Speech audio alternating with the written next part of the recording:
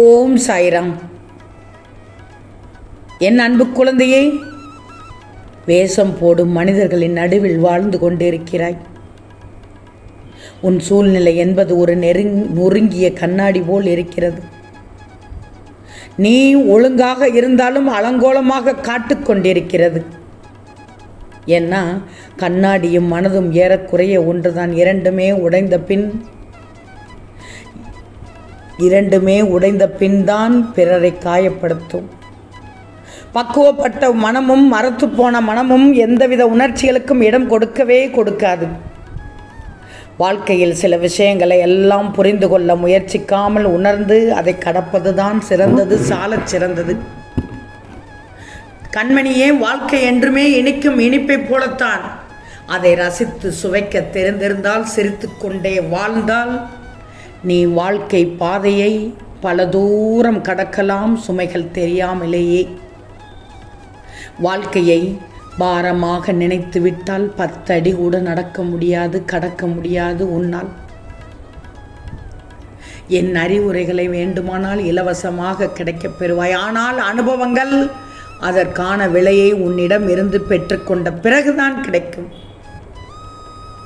சிரிக்கிறாயா? புகழ்ச்சியில் வளர்பவனுக்குத்தான் பிறர் துணை தேவை. முயற்சியில் வளர்பவனுக்கு தன்னம்பிக்கை மட்டும்தான் துணை. நான் சொல்வதில் நிறைய அர்த்தம் இருக்கிறது மகளே. சேமிப்பை அதிகரிப்பதை காட்டிலும் செலவை குறைத்துக் கொள்வதே விரைவான முன்னேற்றத்திற்கு அடித்தளம். எல்லோருமே சரியாக இருப்பது போல் நடித்துக்கொண்டு ஒருவருக்கொருவர் ஏமாற்றப்படியேதான் இப்போது வாழ்ந்து கொண்டிருக்கிறார்கள். புரிகிறதா? ஒவ்வொரு நாளும் பலவிதமான வேஷம் போடும் மனிதர்களின் நடுவில் உண்மை முகம் தெரியாமலேயே நீயும் நகர்ந்து கொண்டிருக்கிறாய். நாட்களை நகர்த்தி சென்று கொண்டிருக்கிறாய். ஒவ்வொரு நாளும் கழிந்து கொண்டிருக்கிறது. தங்கமி, உன்னிடம் நியாயமே இருந்தாலும் யாரிடமும் தயவு செய்து கோபப்படாதே. ஏன்னா துரோகிகள் அனைவரும் உன்னை கோபப்படுத்தி அதில் உன்னை பலவீனப்படுத்தி அவர்கள் நல்லவர்கள் போல் காட்டிக்கொள்கிறார்கள். ஜாக்கிரதை, மிக மிக ஜாக்கிரதை.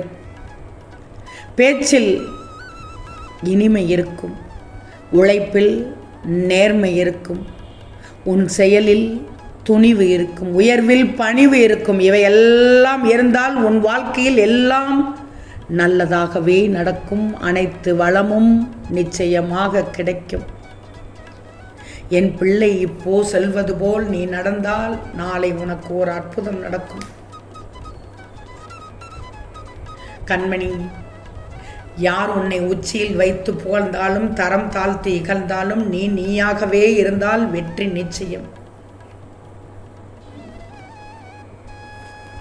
இப்போது வாழ்ந்து கொண்டிருக்கும் சூழ்நிலையில் யாருக்கும் விளக்கங்கள் தர தேவையே இல்லை. அதிலிருந்து வெளிவரப்பார். வருங்காலத்தை பற்றி வருடங்களாக யோசிப்பதை விட நிகழ்காலத்தை பற்றி ஒரு சில நிமிடம் சிந்தித்தால் போதுமே. எந்த பிரச்சனையும் வரும்போது எங்கே தவறு நேர்ந்ததென்று மட்டும் பார். ஏன் நேர்ந்தது என்பதை கூட யோசி. எப்படி சரியாகும் என்பதை தேடு. இந்த சாயி சொல்வதையெல்லாம் கேட்டுக்கோ தங்கமி. கேட்கணும். கேட்டால்தான் நீ என் பிள்ளை. கேட்டு அதன்படி நடந்தால்தான் என் செல்ல பிள்ளை நீ. என் பிள்ளைக்கு நாளை அற்புதம் நடக்கப் போகுது. உன்னுடைய வாழ்க்கையை நினைத்து நீ வருத்தப்பட்டாலும் வருத்தப்பட்டு கொண்டே நீ வாழ்ந்தாலும் வீணாகப் போவது என்னவோ உனது வாழ்க்கைதான். அதனால் இருக்கிற வரைக்கும் சந்தோஷமாக வாழ்ந்துவிடு. வாழ்க்கை ஒரு வரம்தான். வாழ்க்கை ஒரு போராட்டம்தான். வரம் என்றால் அதில் நீ அதிர்ஷ்டசாலி, போராட்டம் என்றால் அதில் நீ போராளி. வாழ்க்கை எப்படி இருந்தாலும் நீதான் அதை வாழ்ந்து காட்டணும். சுகமாக வாழ்கிறாயா? வாழ்ந்துவிடு.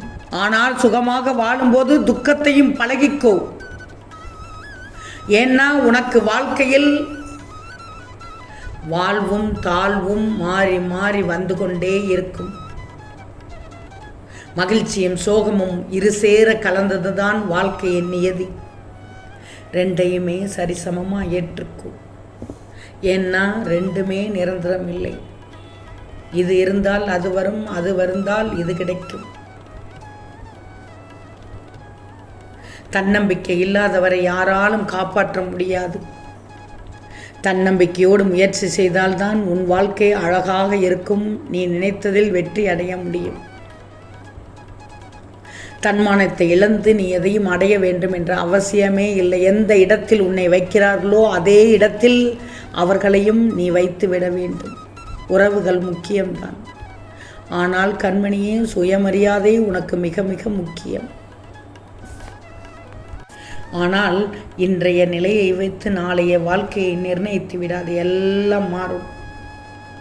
வாழ்க்கை எந்த நொடியிலும் நீ நினைத்து கூட பார்த்திராத பேரதிசயத்தை நிகழ்த்தலாம். நம்பு, நன்றாக வாழ்வாய். கவலையை மறந்துவிடு. எல்லாவற்றிற்கும் ஒரு நேரம் வர வேண்டும். உனக்கான நேரமும் வரும். அனுபவசாலிகள் என்பவர்கள் வயதை கடந்து வருபவர்கள் அல்ல, வழியை கடந்து வருபவர்கள் தான். நிச்சயம் ஒரு நாள் அனைத்தும் நிறைவேறி சிறப்பாக வாழ்வாய். உன் நம்பிக்கையும் முயற்சியும் எப்போதும் வீண் போகாது. கண்டிப்பாக பல மடங்கு பலன்களை தரும். உனக்கு எந்த அளவுக்கு இந்த சாயின் ஆசீர்வாதம் கிடைக்கும் என்பது நீ எந்த அளவு விடாமுயற்சியோடு சோதனைகளை எதிர்த்து போராடுகிறாய் என்பதை பொறுத்துத்தான் அமையும். சரியான நேரம் வரும் வரை பொறுமையோடு போராடு. நான் சொல்வதை எல்லாம் கேட்டுக்கோ. நான் சொல்வதை என் பிள்ளையான நீ கேட்கத்தான் செய்யணும். தங்கமே, ஒவ்வொருவரும் ஒவ்வொரு விதம். மனிதர்கள் எப்போது வேண்டுமானாலும் எப்படி வேண்டுமானாலும் மாறுவார்கள். அவர்கள் சரியென்றோ தவறென்றோ என மனதில் யாரையும் எண்ணிக்கொள்ளாதே. யாரும் இங்கு பகையும் இல்லை, யாரும் உறவும் இல்லை. நீ யாருக்காகவும் எதற்காகவும் உன்னை நீயே வருத்திக் கொள்வதில் உனக்கு எந்த நன்மையும் கிடைத்து விடவே விடாது. தயவு செய்து தேவையில்லாத மனக்குழப்பமும் கஷ்டமும் மட்டும்தான் மிஞ்சும். யோசித்து செயல்படு. நான் சொல்வதை கேட்டுக்கோ. யோசித்து செயல்படு.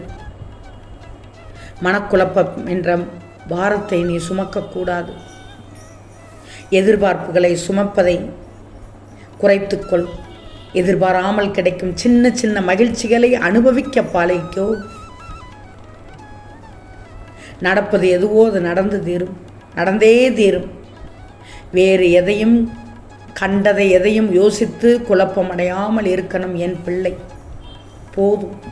இப்போது நீ நிம்மதியாக தூங்கு. வாழ்கின்ற வாழ்க்கை அழகானதாக இருக்கிறது. நான் இருக்கிறேன் உனக்கு பக்கபலமாக. இன்றைய நாள் இனிதான நாளாக இருந்தது என்று எண்ணி தூங்கு. உனக்கு கஷ்டமே இருந்தாலும் என் சாயி நல்லதுக்குத்தான் செய்திருக்கிறார். இன்றைய நாள் இனிதான நாள் என்று சொல்லிவிட்டு தூங்கு. நாளை விடியும் நாள் நல்ல நாளாகவே மலரட்டும் என்று சொல்லிவிட்டு தூங்கு. நிச்சயம் என் பிள்ளைக்கு அற்புதம் நடக்கும். என்னை நம்பியிருக்கும் பிள்ளைக்கு நிச்சயம் நல்லது நடக்கும். ஆம் தங்கமே, நிச்சயம் நடக்கும். நல்லது நடக்கும். நல்லது மட்டுமே நடக்கும். அது நன்மையாகவே இருக்கும். ஓம் சாயிராம்.